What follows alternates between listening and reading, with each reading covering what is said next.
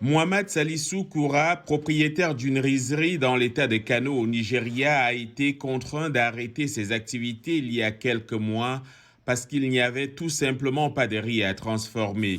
Selon l'administration du commerce international, le Nigeria dépend de l'importation d'environ 1,7 million de tonnes métriques de riz étuvé par an pour répondre à la demande intérieure.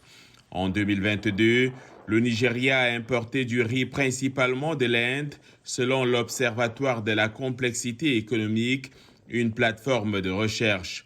En juillet, l'Inde a interrompu les exportations de riz non basmati afin de maintenir les prix à un niveau bas dans le pays. Cela oblige les usines comme celle de Koura à fermer, au moins temporairement.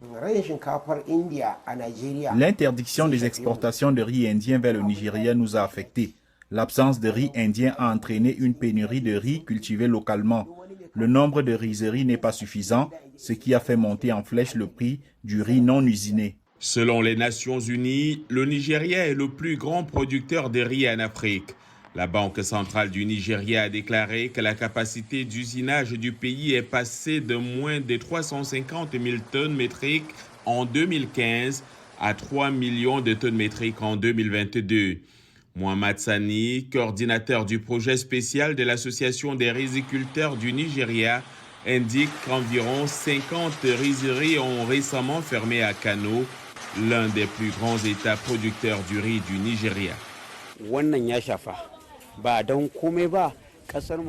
L'absence de riz indien, la fermeture de la frontière entre le Nigeria et la République du Niger, en raison des sanctions et l'impossibilité pour les agriculteurs d'accéder à leurs fermes à cause des bandits frappent durement les rizeries. En ce moment, nous ne pouvons pas nous nourrir en tant que nation. Nous devons importer le riz. Selon le Programme alimentaire mondial, plus de 25 millions de Nigérians risquent de souffrir de faim aiguë en 2023.